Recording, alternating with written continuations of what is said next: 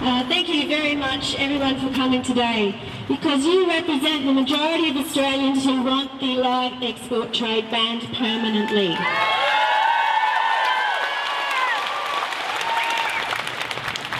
Like all of you, I was very distressed to have seen the footage that was shown on the Four Corners show a couple of weeks ago, and I pay tribute to Lynn White and to Sarah Ferguson for their fantastic effort.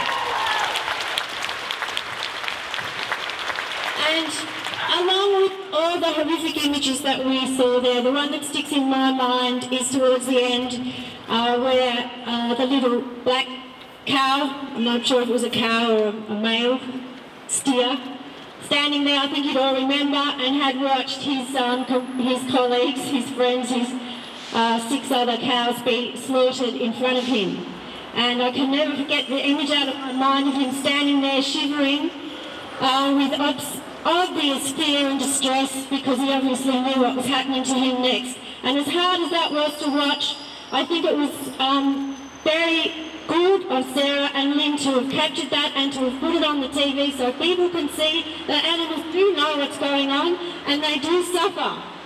And that image, as bad as it was and hard for everyone to watch, it really put across that this is an export trade inflicts daily suffering and cruelty on animals that are involved in it. And the industry has known for years, for the whole time it's been going on, the suffering and cruelty that their, if I can use the term, business model inflicts on animals. They've known it for ages. And as hard as that footage was to watch, we've all seen, all of you have seen similar footage like that that's been taken by Animals Australia, by Animals Liberation, by the RSPCA over the years that this dreadful trade has been going on. Now is the time, because there's been a lightning rod with that footage, for the trade to be banned permanently. They've done so in New Zealand. The Canadians are going to stop their export trade of pigs. Well, I say they're going to, but I believe it when I see it. But I know that they're looking at it, so that's a good move. And I know there's also moves in the European Union to look at the live export trade. So I'm saying that the trade in live animals is inherently, fundamentally wrong. It's cruel, and it's got to stop.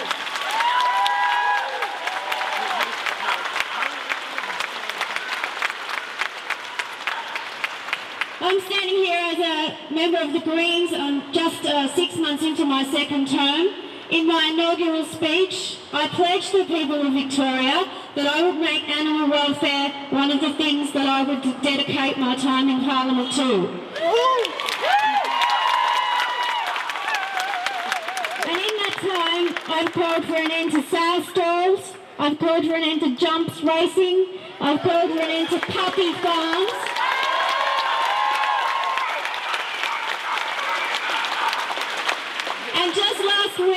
Just this week, on Wednesday, I made the upper house of the Parliament debate duck shooting, the first time it's ever been debated in the Victorian Parliament.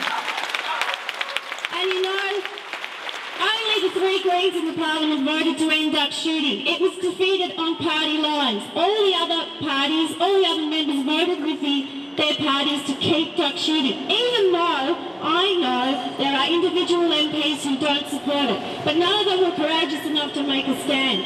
So all you out there have to keep putting pressure on them until duck shooting is finished as well.